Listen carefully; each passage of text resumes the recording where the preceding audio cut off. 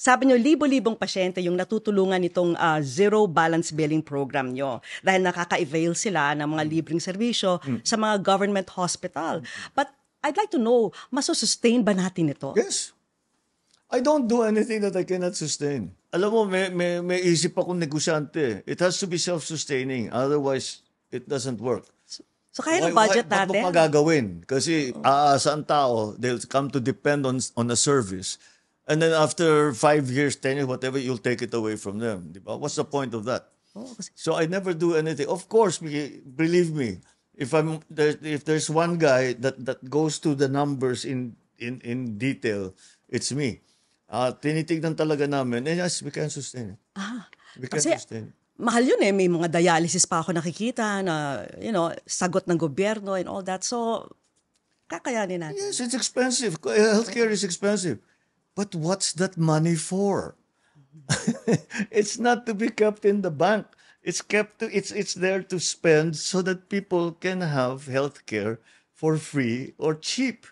That's the whole point of PhilHealth. Lalo pa kung napupunta sa tama at hindi sa flood control project. That's I was going to get to that. Alam mo, lahat itong aming ginagawa, the subsidy for the 20 pesos per kilo rice, the zero billing program, all of the programs that people have asked me, sustainable ba yan?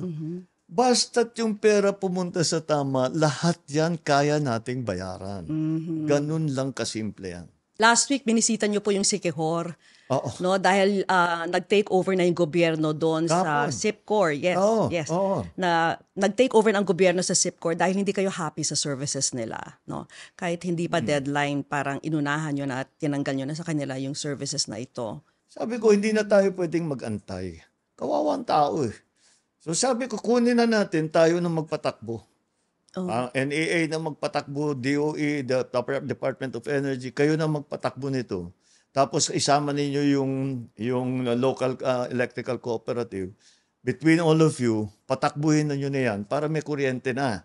So now, they have, nagdala pa kami ng generator, pati yung tangke ng crudo, kami pang nagdala dahil sira-sira, basta hindi ginagawa. So now, meron silang excess capacity. I was there yesterday. Maayos naman ang patakbo. Sabi ng SIPCOR, they will resort to legal means? Yung mahalaga sa akin ay magkaroon ng kuryente. So gagawin ko kung anong kailangan kong gawin para magkaroon ng kuryente. Paano yung mga ibang electric cooperative na medyo poor service din? Dapat ba matakot na rin sila? The electrical cooperatives were created with the consumers as members. Yun ang concept behind that. So that lahat ng kumukuha ng kuryente doon sa electrical cooperative na yan, membro sila. So yun ang trabaho lang ng electrical cooperative ay kumuha ng kuryente sa national grid at i-distribute sa local. Over the years, ang mga linagay sa board ng electrical cooperative, political appointee. Walang alam doon sa patakbo ng electrical cooperative. Kaya nagkaganyan. Same for Every water time you service. make it political, the competence level drops. I'm sorry. But that's the fact of the matter. But in water services as well, no? I mean, That's another we've seen very problems big there problem. as well. That's another very big problem. Oh. Dahil we have these big service providers supposed to be, pero hindi maayos na naman ang patakbo. You have areas that are very close to Manila that do not have water for 12 hours a day. Binanggit nyo kanina na pag pinapasukan ng politiko, medyo nagkakaproblema. May hinanakit ba kayo sa mga Villar? Kasi it so happens lang naalala ko yung Prime Water and SIPCOR, both owned by the Villar family. None of this is personal. You know, they're friends of mine and I respect them. But we have to fix the problem. Ako naman, we have to fix the problem. People have to have electricity. People have to have water. So whatever the reason is, let's fix it. Let's just fix it. Help me fix it. I cannot fix it on my own. You need to help me. Okay. Pag-usapan naman natin si dating PNP Chief Nick Torres. Oh, si Nick. Ano ba talaga yung dahilan kung bakit siya natanggal sa pwesto? Sabi raw, yung mga sabi-sabi, may mga gusto siyang ibalik sa PNP na hindi naman dapat. Hindi ganun. Napakasimple lang. Hindi talaga sila magkasundo ng NAPOLCOM. Talaga sinasabi niya, I don't agree with what they do. Pinapaliwanag, nag-uusap nga kami, sabi ko, kay chain of command yan, that's the civilian authority, hindi mo pwedeng hindian yan. Sabi niya, hindi ko talaga kayang gawin. Sabi ko, i-relieve kita. Sabi niya, what can I do? I think he was also like a good commander. He was protecting his people. So wala namang loss of confidence on your part? He did ang galing na pulis. Pinuri niyo pa sa SONA. Ang galing na pulis. Talaga, so don't worry. Ako, pag kami nakilala ko na marunong na ganyan, it just has to find his niche kung ano ba talaga yung his specialty niya is police work. And so we'll find a way to avail of his talents. So it's not because may gusto siyang ipasok. I think I heard General Medina, he wanted to bring back General Medina to the PNP, whereas dati nang natanggal itong si General Medina dahil sa involvement sa illegal drugs. Walang ganon. There was nothing Walang like ganon. that. Okay. Do we have a position in mind already for Nick Torre? Let me tell him first before I tell you. Clue.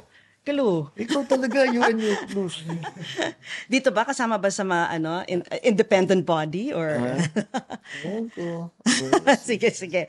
Okay. Naman ang susunod na kabanata. Ay, hirap naman. Walang two initials. I'm making you work for your living. Okay. Pag-usapan na lang natin yung pagka-ombudsman. Yeah. Natapos na po yung mga interview sa pagka-ombudsman. Not yet. Nag-i-interview pa sila. Okay. Sige. So, so far, may napupusuan na ba tayong kapalit ni Justice Martirez? We're not at that point yet. Wala pa tayo doon. Antayin natin yung proseso. As I said, hindi pa tapos yung mga interview. Pagkatapos ng mga interview, tignan natin, kausapin natin ng Judicial Board and see what they have to say. Isa sa mga aplikante si Secretary Remulla, no? Pero hinaharang po ng kapatid niyong si Senator Amy dahil sinasabi niyang parang part of a bigger plan para ipakulong sina VP Sara and the Duterte allies. Ano pong reaksyon niyo rito? No, this is because we have to appoint a ombudsman. Titignan natin kung ano yung recommendation, ano yung findings, etc.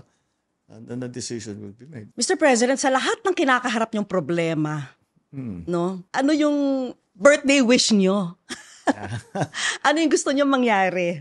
May programa kaming wish ko lang, baka sakaling kaya naming tuparin. Baka ma-afford namin. No, but simple lang naman ang aking mga hangarin sa lalo na dito para sa administrasyon na ito, matapos namin lahat ng aming ginagawa. Or siyempre, marami dyan, hindi talaga matatapos sa 6 na taon. Kaya sana masimulaan lang para sa kahit papaano sa susunod na administrasyon ay matutuloy. Dahil sayang naman at maganda naman ang nagiging resulta, ang magandang takbo ng ekonomiya, magandang mataas ang tingin sa atin ng ating mga kaibigan sa buong mundo, mataas ang tingin sa Pilipinas at lalo pang mas mataas ang tingin sa Pilipino. You have to, alam mo lahat, kahit saan ako pumunta, unang-una sasabihin, ang gagaling ng mga Pilipino dun sa amin. Mga hari, mga presidente, mga prime minister, lagi. Sana meron pa, magpadala pa kayo ng Pilipino para tutulong sa amin. And yan ang talagang, that's where the perfect yung expression na nakakataba ng puso. Thank you very much, Mr. President, and more power to you. Thank you, Vicky. Yes. Thank you very much. Thank you so much.